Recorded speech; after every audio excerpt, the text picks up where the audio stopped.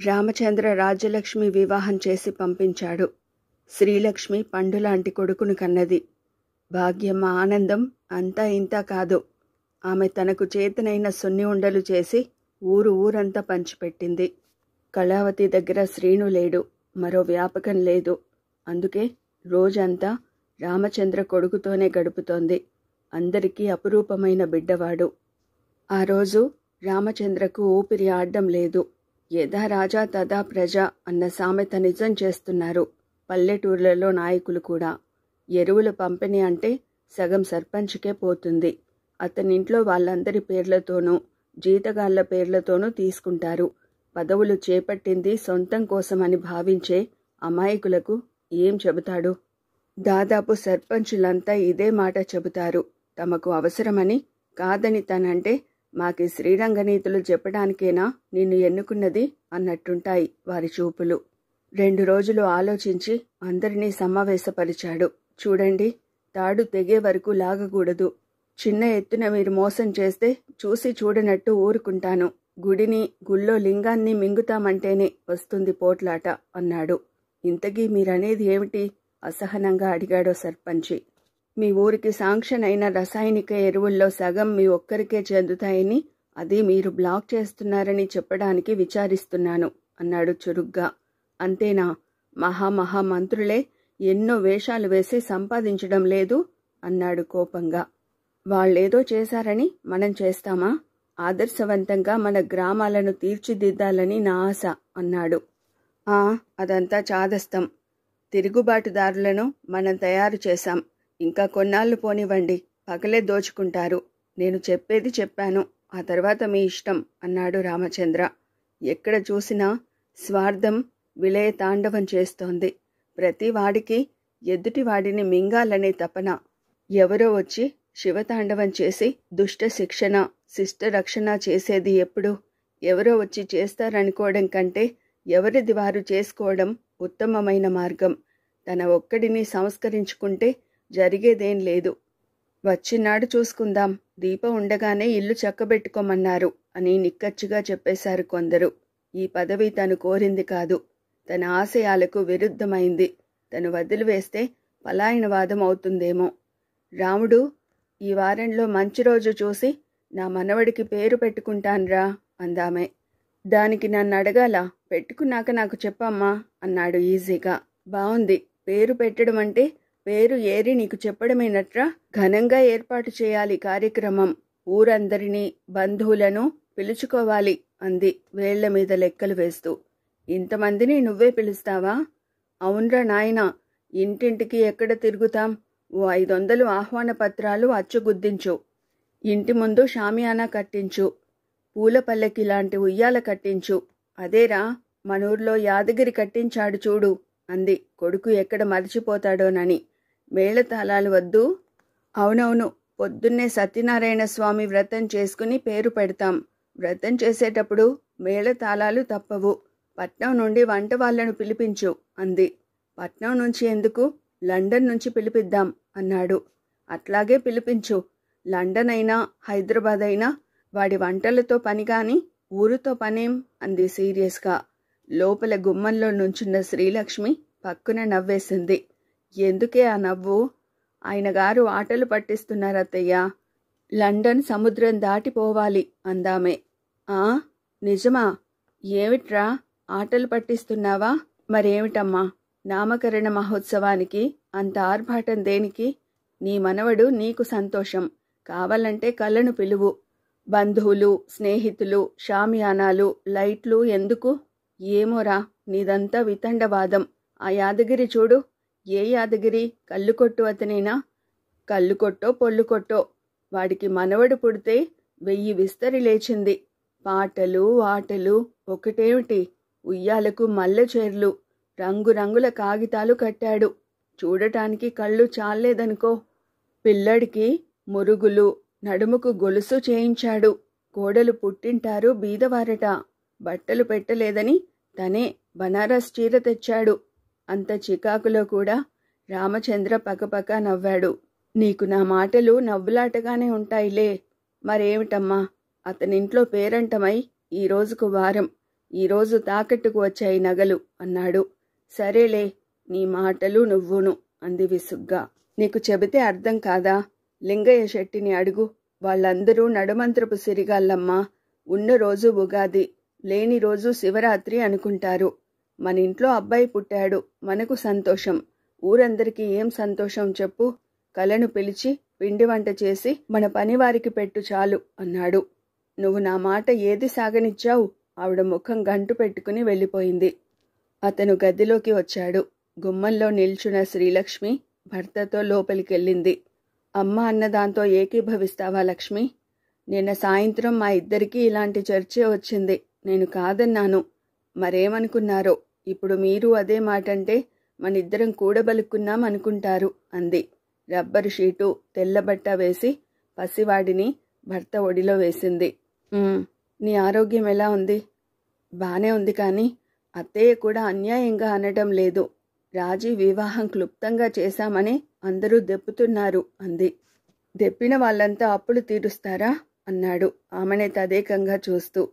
పసుపు రంగు లీనుతున్న చెంపలు, నుదుట ఎర్ర కుంకుమ బొట్టు, దాని కింద నల్లని చుక్క. చూడ్డానికి అందంగా ఉంది శ్రీలక్ష్మి. ఏమిటట్లా చూస్తారు? ప్రసవం అందాన్ని తినేస్తుందంటారు. నీ అందం రెట్టింపైంది సుమా అన్నాడు వేళ్లతో ఆమె బుగ్గ మీద రాస్తూ. నా అందం పొగడ్డానికి ఇప్పుడే దొరికిందా సమయం?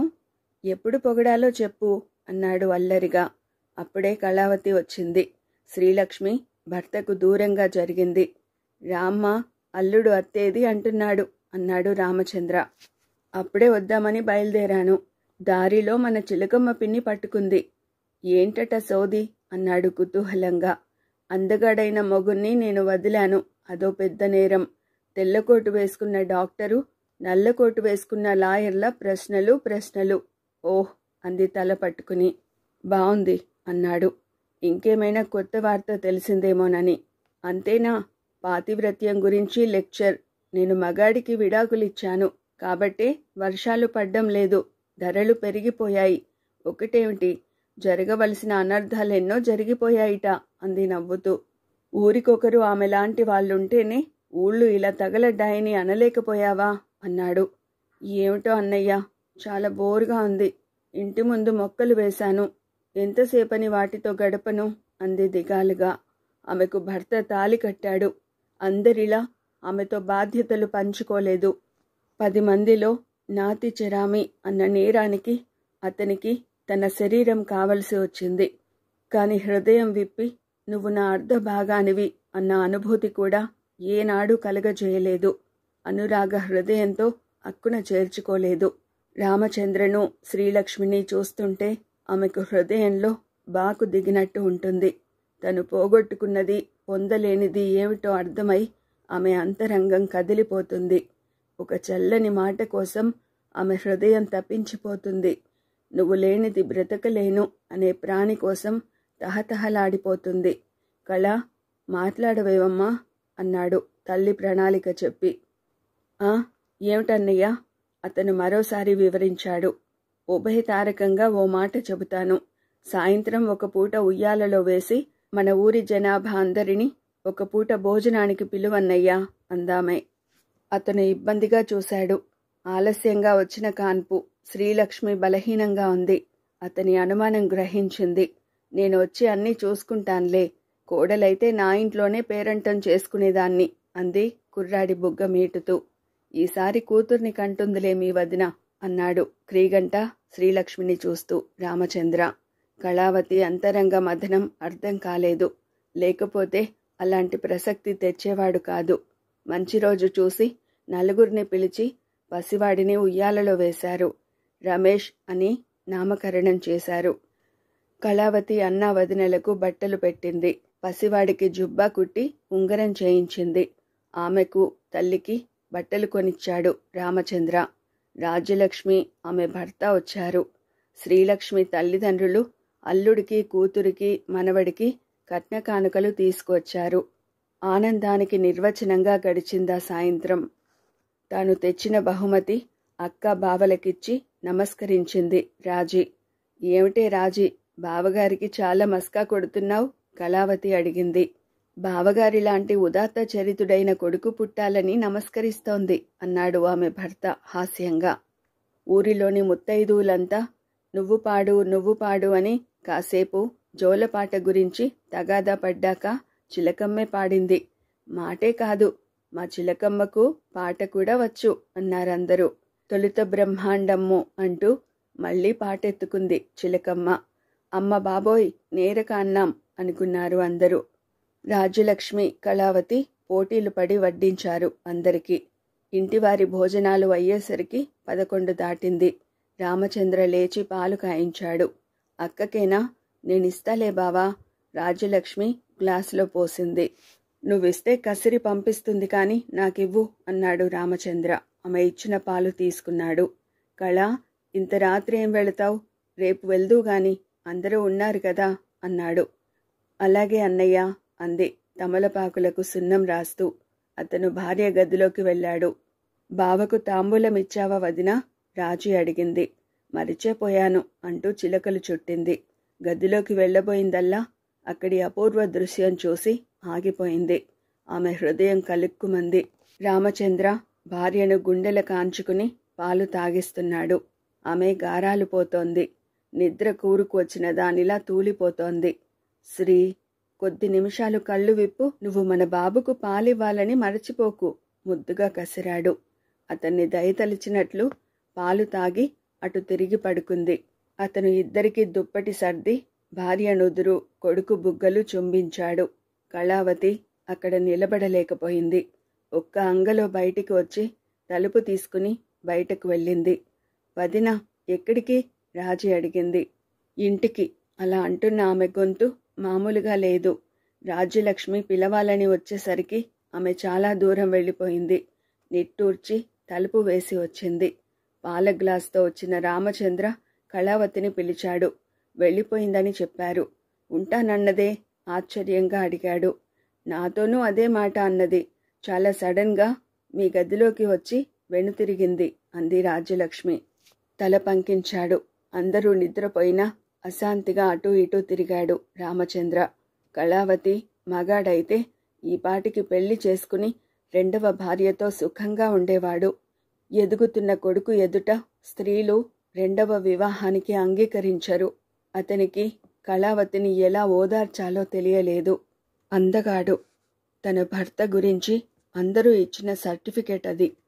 పురుషుడికి అందం రంగులో కాదు, అంతరంగంలో ఉంటుందని అర్థమైంది తనకు. కళావతికి పక్క కుదరడం లేదు.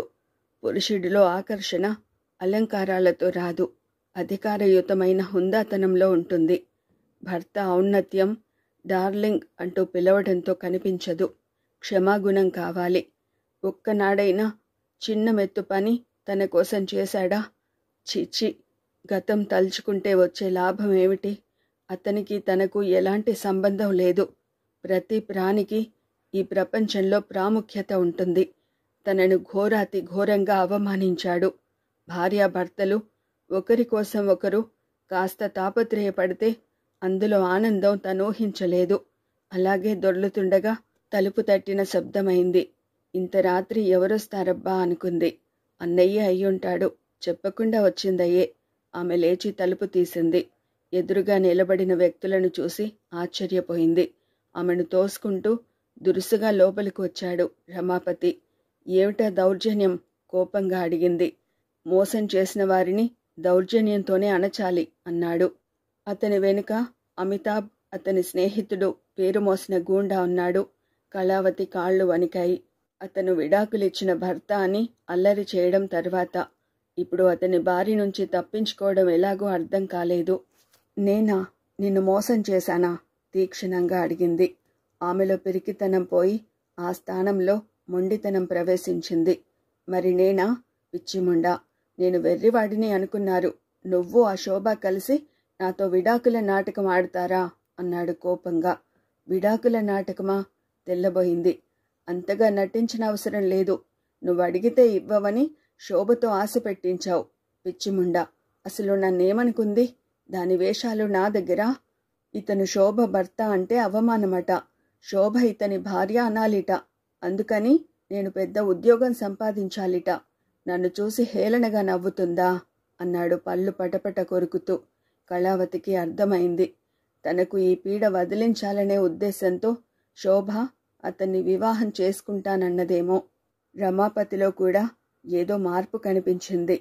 తలకు రంగు లేదు, తెల్ల వెంట్రుకలు బయటపడ్డాయి, ముఖానికి క్రీములు లేవు, ముడతలు పడ్డ ముఖం స్పష్టంగా కనిపిస్తోంది. చేతిలో 555 సిగరెట్ పెట్టలేదు. సెంటు వాసన గుప్పు మనడం లేదు. జారిపోయే పళ్లను మాటిమాటికి నాలుకతో పైకి లాక్కుంటున్నాడు. నా అంతట నేను ఇష్టపడి నిన్ను వివాహం చేసుకున్నాను, విడిచిపెట్టాను. ఇప్పుడు ఎవరిని ఏమీ అనలేను. అందుకే నిన్ను సర్వనాశనం చేస్తాను అన్నాడు పళ్ళు పటపట కొరుకుతూ. కళావతికేం పాలుపోలేదు. పైన పక్కన ఉన్నవారు గాఢ నిద్రలో ఉండి ఉంటారు. తనకిలాంటి అనర్థం వస్తుందని కలగన్నారా ఏం? చూస్తారేంరా, కానివ్వండి, నేనింట్లో దాచి ఉంచిన కాగితాలు తీసుకువస్తాను అన్నాడు. వాళ్ళిద్దరూ వచ్చి కళావతిని పట్టుకున్నారు. రమాపతి లోపలికి వెళ్ళాడు. వదలండి, దులుపరించుకుంది. వదులుతాం, మా గురువుగారి కాళ్ల మీద పడి క్షమాపణ చెప్పుకో అన్నాడు అమితాబ్. అతని దగ్గర నాటుసారా వాసన గుప్పున కొట్టింది. ఏయ్ పెళ్ళాం, ఆయనకు ఆస్తి ఇచ్చేయి అన్నాడు రౌడీ. ఆమెకు మొండి ధైర్యం వచ్చింది. ఇస్తాను. తలుపు పక్కనున్న కర్ర తీసుకుని విసిరివేసింది భర్త మీదికి. ఆమె హృదయంలో అతను చేసిన ఒక్కొక్క గాయం రేగి రగులుకుంటోంది. ఆ కర్ర రమాపతి తలకు వెనుక నుండి తగిలింది. బీరువాలోని కాగితాల కోసం వెతుకుతున్న అతను తల పట్టుకుని వెనక్కి పడిపోయాడు. అబ్బా అన్న బాధాకరమైన మూలుగు మాత్రం వినిపించింది. నువ్వు స్త్రీవి కావు, రాక్షసివి. అమితాబ్ ఒక్క అడుగు ముందుకు వేశాడు. ఆగు, నీ స్నేహితుడికి పట్టిన గతే నీకు పడుతుంది. అపర ఖాళీలా లేచింది కళావతి. ఏయ్, మర్యాదగా మాటిను. గొంతుక దగ్గర చేయి పెట్టాడు అతను. నిండా మునిగాక చలేమిటి, ఏం చేస్తారో చేసుకోండి అంది. ఇద్దరూ ఆమె పైకి ఉరికారు. ఆమె తనను చంపుతారేమో అని ఆశించింది, కాని తనను నాశనం చేస్తారనుకోలేదు. ఆమె పెనుగులాడే అవకాశం లేదు. వదులు వదులు అని అరుస్తున్న ఆమె నోటి దగ్గరకు భయంకర ఆకారం వచ్చింది. ఆమె పూర్తిగా నాశనం అయిపోయిందనే అనుకుంది. కాని ఆ రౌడీ అమ్మో అంటూ నేలకు కూలాడు. అమితాబ్ పారిపోవాలని చూశాడు. కాని రామచంద్ర వెళ్ళి అతన్ని గట్టిగా వెనుక నుండి వాటేసుకుని బిగ్గరగా కేకలేశాడు. పక్కవారు, పైవారు, ఇరుగు పొరుగులు పరుగున వచ్చారు. అమితాబ్ను పట్టి అక్కడ స్తంభానికి కట్టేశారు.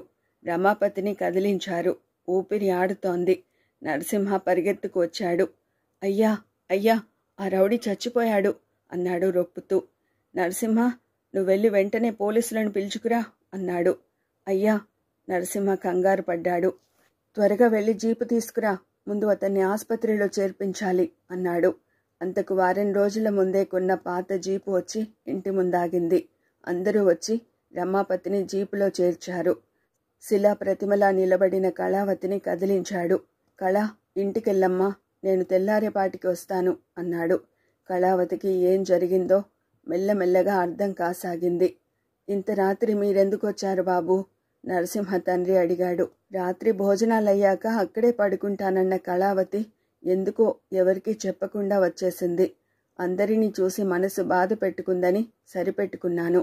అరగంట గడిచేసరికి నిరాశతో ఆత్మహత్య చేసుకుంటుందేమోనని భయం వేసింది. నరసింహను తీసుకుని వచ్చాను. అన్నయ్య, నేను పాపిష్టిదాన్ని. అతని భుజంపై తలవాల్చి బావురుమని ఏడ్చింది కళావతి. మనం ఎంత బాధపడినా లాభం లేదమ్మా. జరిగేది జరక్క మానదు. మనం అనుకున్నట్టు మాత్రం జరగదు అన్నాడు అనునయింపుగా, ఓదార్పుగా. అతని అంతరంగంలో సన్నని బాధ బయలుదేరింది. చీమకైనా హాని చేయని తను ఒక వ్యక్తిని చంపాడు. తనకు తెలియకుండానే ఎంత దారుణం జరిగిపోయింది. తను చంపాలనుకోలేదు. అతన్ని భయపెట్టాలని రాయి విసిరాడు. ఆ రాయి తలుపు దగ్గర చాలా కాలంగా ఉంటోంది.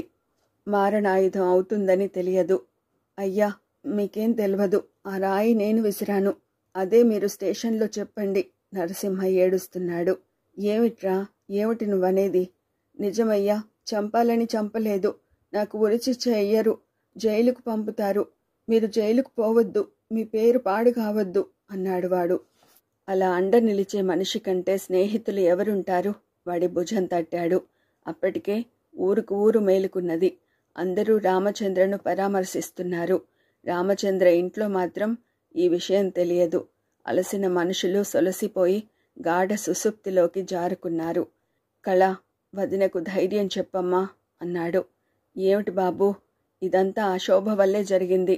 దానికి మంచి చెడ్డలు ఏం తెలుస్తాయి? శోభ తల్లిదండ్రులైన పెదకాపు దంపతులు ఏడ్చారు. రావుడు, ఇది నీకు రావలసిన కష్టమా? చిలకమ్మ బావురుమన్నది. రామచంద్ర జీపులోకి ఎక్కాడు. మొదట రమాపతి ప్రాణాలు కాపాడాలి. అతని జీపు స్టార్ట్ అయింది. అతను మనిషా, మహనీయుడా అర్థం కాలేదు. రామచంద్ర లాంటి వారి మూలంగానే ఇంకా ఈ ప్రపంచంలో ధర్మం కుంటుతూనైనా నడుస్తుందేమో. అతను నిర్వికారంగా ఉన్నాడు. స్థితప్రజ్ఞత సాధించడం అంటే ఇదే కాబోలు అనుకున్నారు. ప్రమాదవశాత్తు ఒక ప్రాణం కాపాడడానికి రామచంద్ర చేసిన ప్రయత్నమే అయినా హత్యానేరమే. హతుడి చరిత్ర విన్నవారు రామచంద్రను ప్రశంసించారు. 20 సంవత్సరాల నుండి కిరాయి గూండాగిరి చేస్తూ ఎన్నో ప్రాణాలు తీశాడట. వాడిని చంపిన వాడిని విచారించడమా? మాకే గనుక అధికారం ఉంటే సన్మానించేవాళ్లం అన్నారు కొందరు. హతుడు భాష హైదరాబాద్లో పేరు మోసిన గూండా. వ్యక్తిని బట్టి 1000, 2000 నుండి 20,000 వరకు తీసుకుని హత్యలు చేస్తాడట. వచ్చిన డబ్బుతో స్త్రీలను కొనుక్కుని చిత్తుగా తాగి 4 రోజులలో ఖర్చు పెడతాడు. అతను హత్య చేశాడని అందరికీ తెలుసు, కానీ నిరూపించలేరు.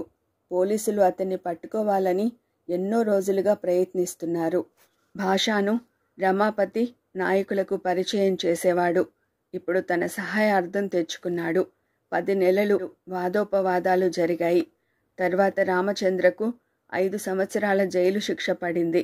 అది కూడా అతను చిరునవ్వుతోనే స్వీకరించాడు. ఆ శిక్ష నాకు వేయమనండి. అతని చేతులలో ముఖం దాచుకుని శ్రీలక్ష్మి ఏడ్చింది. శ్రీ, శిక్ష నీకే పడింది. నాకేం సమస్యలు చెప్పు. పెట్టింది తింటాను, హాయిగా జైల్లో ఉంటాను. అమ్మను బాబును చూసుకోవడం, వ్యవసాయం చేయించడం శిక్ష కాదా అన్నాడు ఆమె తల నిమురుతూ. మౌనంగా మనవడినెత్తుకుని కన్నీరు కారుస్తున్న భాగ్యమ్మ కళ్ళు తుడిచాడు. అమ్మా, నువ్వేడిస్తే లక్ష్మిని రమేష్ను ఎవరు చూస్తారు అన్నాడు. లేదు లేదు రావుడు అన్నది గాద్గదిక స్వరంతో.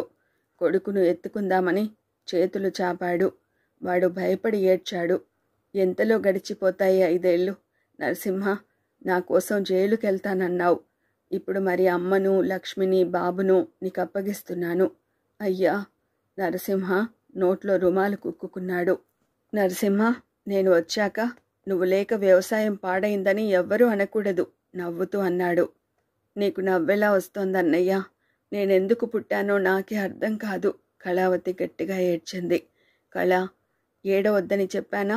జరిగింది ఎంత విచారించినా బాగుపడదు. జరగబోయేది ఆలోచించాలి అన్నాడు ఆమె భుజం తట్టి. రావుడు, కథలు గాథలు ఏమన్నాయిరా? దుష్టులను చంపిన వాడికి దండ వేసి ఊరేగిస్తారు. నీకు జైలు శిక్ష. చిలకమ్మ కంటతడి పెట్టుకుంది. చిలకం పిన్ని, ఊరి కబుర్లు కాదిప్పుడు. లక్ష్మిని బాబును చూసుకో అన్నాడు. అందరి దగ్గర వీడ్కోలు తీసుకుని వ్యాన్ ఎక్కబోతుండగా ఓ కారు దూసుకు వచ్చింది. శోభ దిగింది. థ్యాంక్ యూ శోభ, లాయర్ని పెట్టావట. అలాగే ఓ కంట మా వాళ్లను కలను కనిపెట్టి ఉండు అన్నాడు ఓ చేత్తో భార్య భుజం తడుతూ. అన్నయ్య, నువ్వు ధైర్యంగా ఉండు అనగలిగింది. ఇంకొక్క మాట మాట్లాడినా దుఃఖం పొంగుకు వస్తుందేమోనని భయం. రామచంద్ర ఎక్కిన వ్యాన్ వెళ్ళిపోయింది. శ్రీలక్ష్మిని పట్టడం ఎవరి తరం కాలేదు.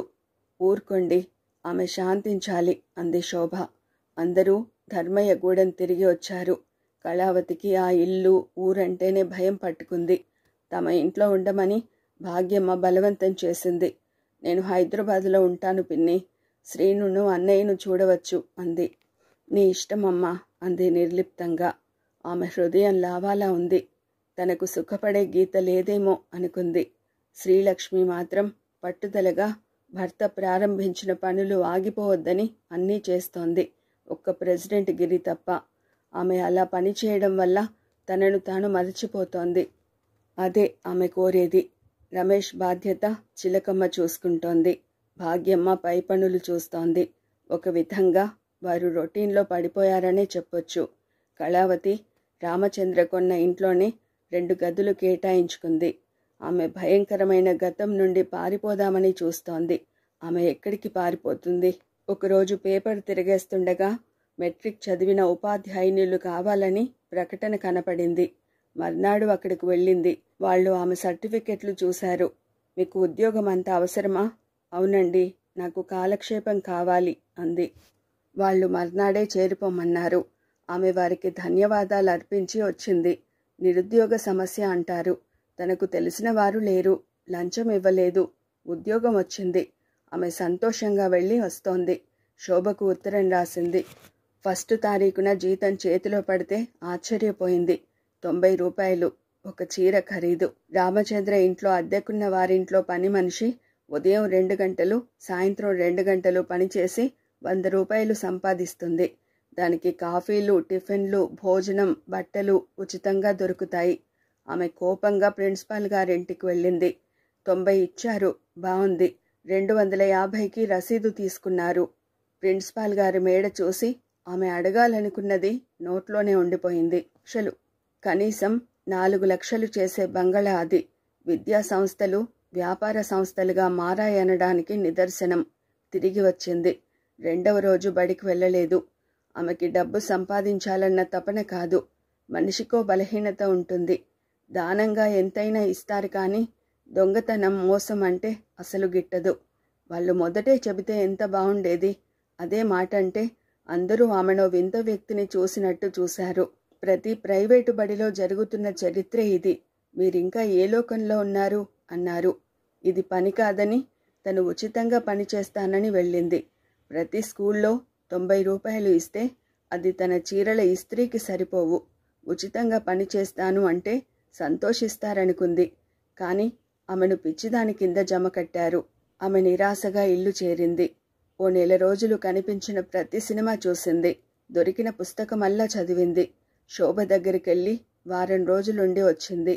ఊరు వెళ్ళింది. కాని సమయం గడవందే. కాలానికి కళ్ళెం వేసి ఎవరో లాగి పట్టినట్టుంది. కాలగమనం అంతా మందగించింది. ప్రభుత్వం అనుమతించినప్పుడు వెళ్ళి పుస్తకాలు ఇచ్చి రామచంద్రను చూసి వస్తుంది.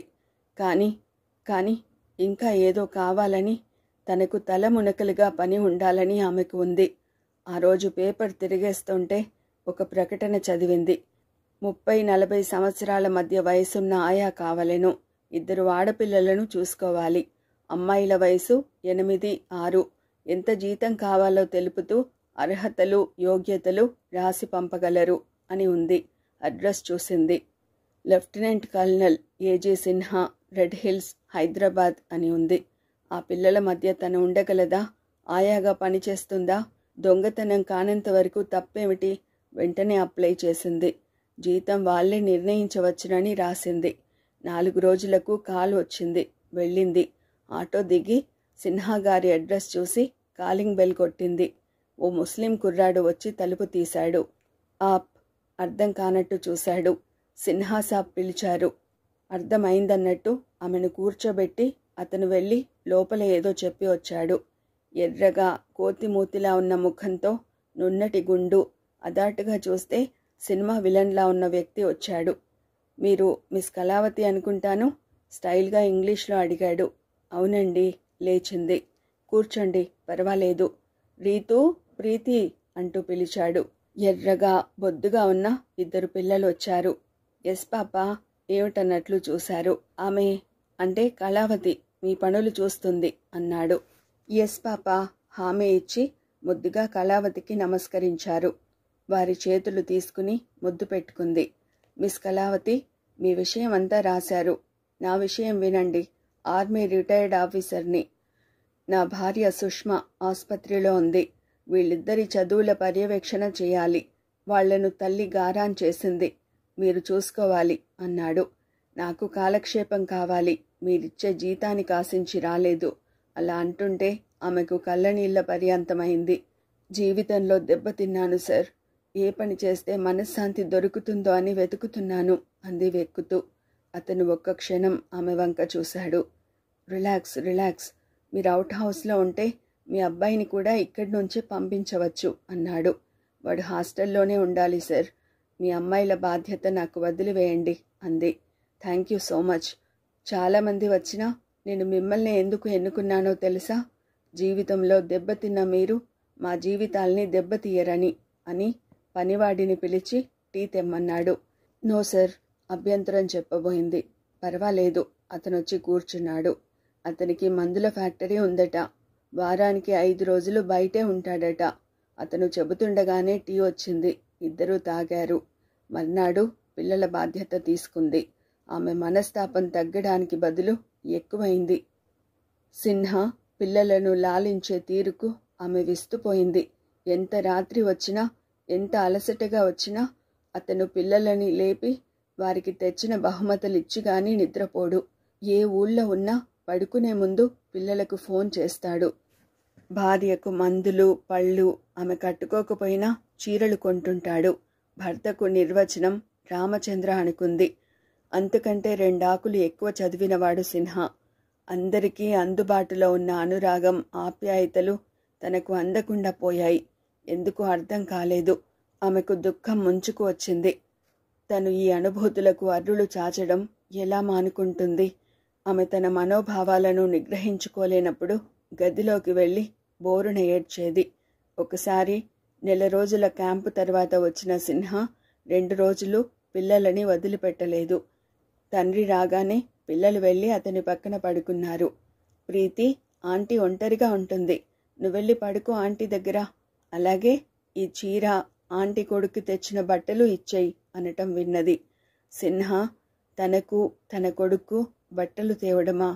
ప్రీతి వచ్చి కళావతి మెడకు చుట్టుకుపోయింది. ఇదిగో, ఇది నా గిఫ్ట్ నీకు. ఇది శ్రీను భయ్యాకి అంది ప్యాకెట్టు చేతిలో పెట్టి. గులాబీ రంగు చందేరి చీర, శ్రీనుకు ఖరీదైన నిక్కరు షర్టు. ఆంటీ, రేపు శ్రీనును చూద్దామా అంది. తలాడించింది. మర్నాడు సుష్మాను, శ్రీనును చూశారు. సుష్మాను ప్రకృతి చికిత్సాలయంలో చేర్చారు. తొందరగా నయమవుతుందని నచ్చచెప్పి బయలుదేరారు. ఆ రోజు ఆమెకేం పాలు పోలేదు. అనుభూతులకు, ఆదరణకు అర్రులు చాచే తన హృదయాన్ని అదుపులో పెట్టుకోలేకపోయింది. పిచ్చిదాన్ని అవుతానేమోనని భయం వేసింది. ఆ రోజు రీతు తన దగ్గర పడుకుంది. ఆ పిల్ల నిద్రపోయింది. కళావతి లోపలికి వెళ్ళింది. సిన్హా ఇంట్లో చిన్న సైజ్ బారు ఉంది. అక్కడికి వెళ్ళి చేతికందిన డ్రింక్ గ్లాసులో పోసుకుని తాగింది. గొంతు భగ్గుమన్నా ఒక్కొక్క పెగ్గు గొంతులోకి దిగుతుంటే మంట, వెగటు మరచిపోయింది. ఆమెకు ఏదో లోకాలకు పోతున్నట్లు ఉంది. నడుద్దామంటే కాళ్ళు తేలిపోతున్నాయి. కళ్ళు మూతలు పడుతున్నాయి. ఆసరాగా సిన్హా కూర్చునే ఈజీ చైర్లో కూర్చుంది. మై గాడ్, మిస్ కళావతి అన్న ఆశ్చర్యకరమైన పిలుపు అయిష్టంగా దూరం నుండి వినిపించినట్టు వినిపించింది. సర్ అనబోయింది. నోరు మెదపలేకపోయింది. కడుపులో సన్నగా మంట ప్రారంభమైంది. కాలం ఎవరి ప్రమేయం లేకుండా ఎక్స్ప్రెస్ బండిలా నాన్ స్టాప్గా పరిగెడుతోంది. రోజులు వారాలుగా, వారాలు నెలలుగా, నెలలు సంవత్సరాలుగా మారి మారి ఎన్నో కథల్ని, గాథల్ని మింగేశాయి. ఆ రోజు శ్రీలక్ష్మి ఆనందానికి అంతులేదు. రామచంద్రను విడుదల చేసే రోజు.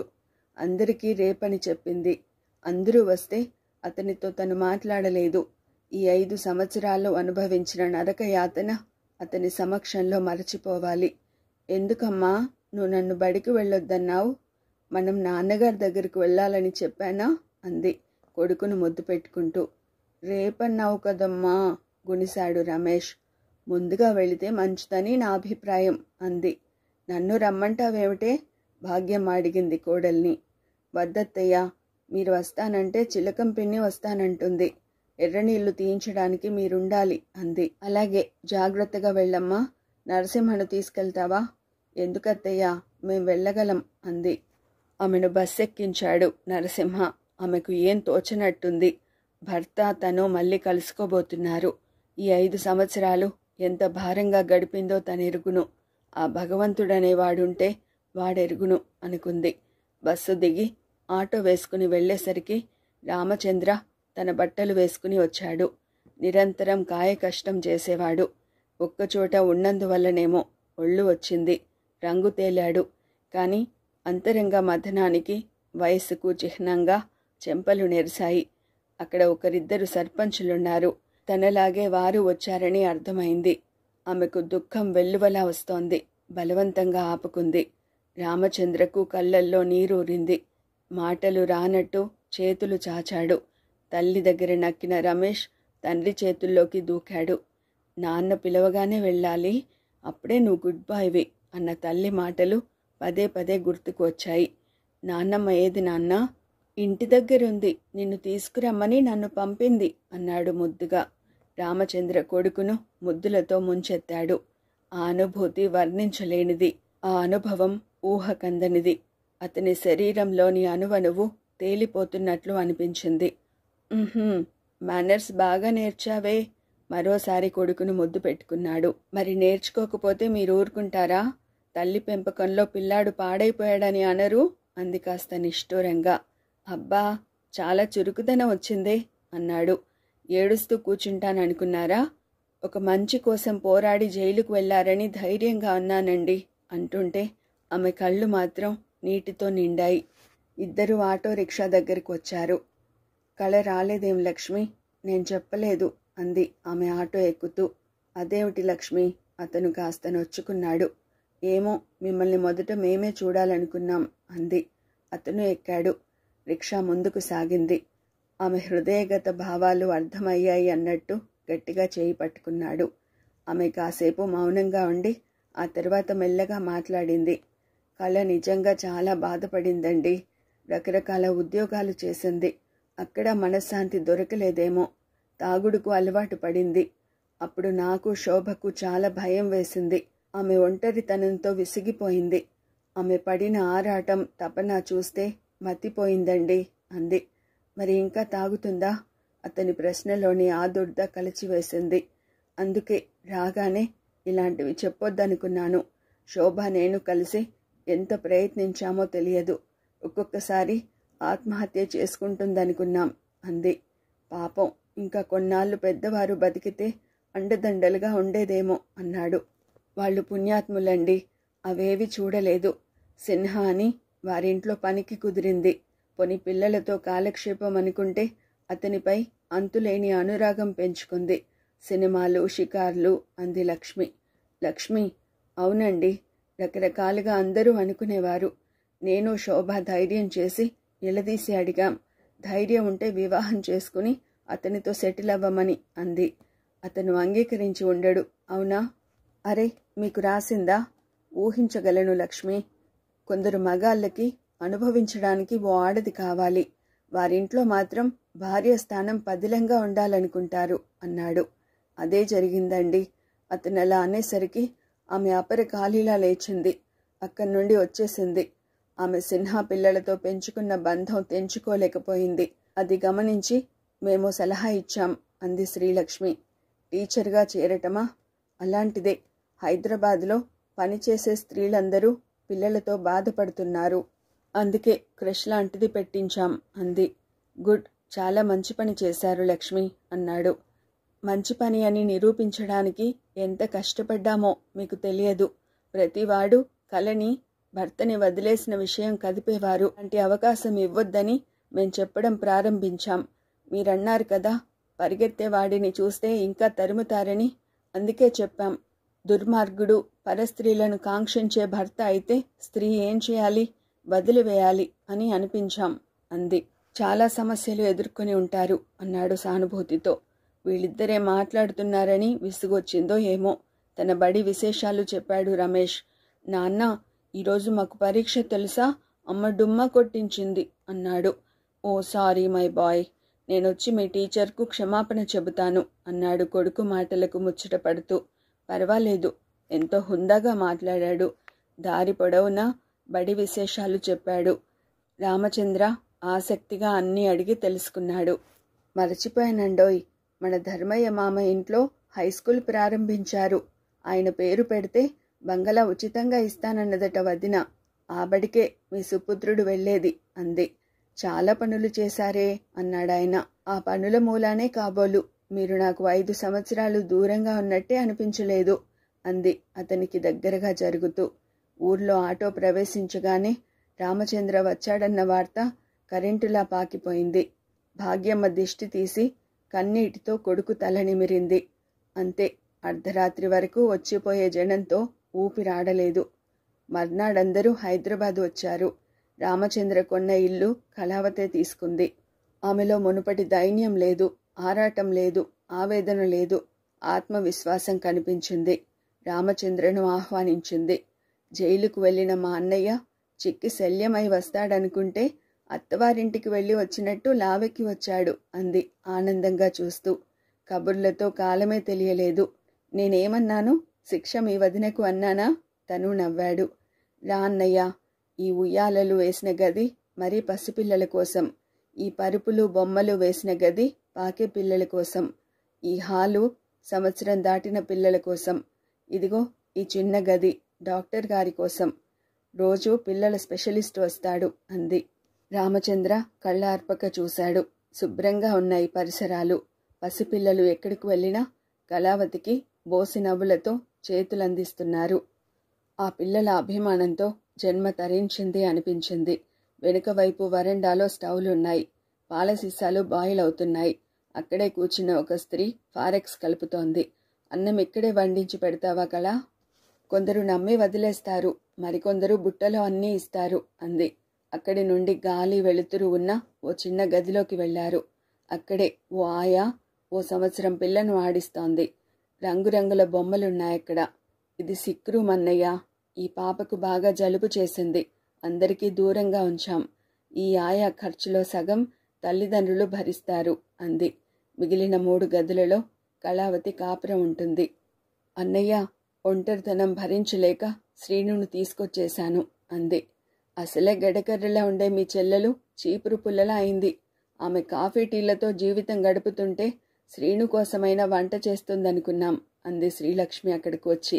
నిన్ను హృదయపూర్వకంగా అభినందిస్తున్నానమ్మా అన్నాడు గర్వంగా చూస్తూ. అన్నా చెల్లెళ్ళు ఒకరినొకరు అభినందించుకోవడానికి చాలా సమయం ఉంది కానీ రండి, టీ చేశాను శ్రీలక్ష్మి పిలిచింది. నిన్ను అభినందిస్తున్నాం వదినా. నీ సహకారం లేకపోతే ఇలా నిలబడేదాన్నా అంది కళావతి. నాకేం మెచ్చుకోలు వద్దు గాని రా తల్లి అంది శ్రీలక్ష్మి. నవ్వులతో హాస్యాలతో ఆ సాయంత్రం గడిచింది. రాజీకి శోభకు టెలిగ్రామ్ ఇచ్చాను అన్నాడు రామచంద్ర. సాయంత్రానికి వాళ్ళంతా వస్తారులేండి అంది శ్రీలక్ష్మి. చిలకమ్మ, భాగ్యమ్మ వంటింట్లో చేరి పిండి వంటలు చేస్తున్నారు. 2 సంవత్సరాల నుండి చిలకమ్మ కళావతికి సాయంగా ఉంటున్నదట. మామయ్య, శ్రీను పరిగెత్తుకు వచ్చి అతన్ని కౌగిలించుకున్నాడు. రామచంద్రకు 2 కళ్ళు చాలేదు శ్రీనును చూడ్డానికి. మంచి తెలుపు, పొడవు ఎదిగాడు. ఏ అందగాడా, పాలు కావాలా, బూస్ట్ వెయ్యాలా? చిలకమ్మ వచ్చింది. బూస్ట్ తీసుకుంటాను అన్నాడు బూట్లు విప్పుకుంటూ. పిల్లలు పాడు ఆలోచనలకు తావిచ్చే సమయం ఇదే. చిలకమ్మ పిన్ని, అందగాడా అంటూ వాడిని పిలవద్దు, శ్రీను అను చాలు అన్నాడు. ఏదోరా, నోటికి వచ్చేస్తోంది అంది తప్పు తెలిసినట్టు. అతను శ్రీను విషయంలో చాలా జాగ్రత్తగా ఉండాలనుకున్నాడు. రమేష్ను భుజాలపై ఎక్కించుకుని కబుర్లు చెబుతున్నాడు. ఆ దృశ్యం ఎంతో అపురూపంగా కనిపించింది. అన్నయ్య, సోమసుందరం గారట ఎన్నోసార్లు వచ్చి వెళ్లారు కళావతి చెప్పింది. రామచంద్రకు గుర్తుకు వచ్చింది. శోభ పొలం కొన్నాడు. ఒకసారి వెళ్లి వద్దామనిపించింది. అతనిచ్చిన అడ్రస్ తీసుకున్నాడు. కూకట్పల్లి దగ్గర కొత్తగా కాలనీ పడింది. అటు వెడుతుంటే ఓ చోట చెట్టు కింద కొందరు కూర్చుని పేకాడుతున్నారు. అదిగో అందగాడు వస్తున్నాడు రోయ్ అన్నారెవరో. రామచంద్ర ఉలిక్కిపడ్డాడు. దూరం నుండి వికృతమైన సాల్తీ నడిచి వస్తోంది. పీక్కుపోయిన దవడలు, ఒక కాలు కుంటి, చేయి వేళ్లాడేసుకుని. అందగాడు అందగాడని వెక్కిరిస్తే నేనేం చేయాలి? నా చరిత్ర చెప్పినా నమ్మరు. సరే, ముక్కలు వేయండి అన్నాడు బీడి అంటించుకుని. వాళ్ళు ముక్కలు పంచారు. ఆ వ్యక్తి కూర్చున్నాడు. అందరూ బండబూతులు మాట్లాడుకుంటూ ఆడుతున్నారు. నీకు చదువు వచ్చు కదా, ఏదైనా పని చూసుకోరాదు రమ్మయ్య? ఒకతను అడిగాడు. రామచంద్రకు అదే అభిప్రాయం కలిగింది. కాని అతనిలో చిగురించే ఆశలను తుంచివేస్తూ ఆ సాల్తీ సమాధానం వినిపించింది. ఉద్యోగం చేయగలిగిన రోజుల్లోనే చేయలేదు, ఇప్పుడేం చేస్తాను? అయినా ఈ జీవితమే బాగుంది అన్నాడు. అందరూ కౌంట్లు ఇచ్చినట్టున్నారు. గోల, నవ్వులు. ఇలాగే ఓ 10 కౌంట్లు దొరికితే మన లక్కు తిరిగిపోదు. ఒరేయ్ చంటి, టీ పట్టుకురా. అక్కడ నిలబడలేక చరచర ముందుకు నడిచాడు రామచంద్ర. కుక్క తోక గుర్తుకు వచ్చింది. అక్కడో జనారణ్యం ఏర్పడినట్టుంది. స్త్రీని జాతి సిరిగా భావించి సుఖ సంపదలు పొందడం, ఓ స్త్రీని భోగ వస్తువుగా భావించి అభాగ్యులు కండి. ఎవరో ఆవేశంగా ఉపన్యసిస్తున్నారు. ఆవేశం నుండే ఆవేదన పుడుతుంది. ఆ ఆవేదన నుండే విప్లవ శంఖం వెలువడుతుందేమో అనుకుంటూ సోమసుందరం ఇంటి తలుపు తట్టాడు రామచంద్ర. ఇదండి ప్రముఖ రచయిత్రి మాదిరెడ్డి సులోచన గారి రచన అందగాడు అనే నవల. మరో మంచి కథతో మళ్ళీ కలుసుకుందామండి. Thank you.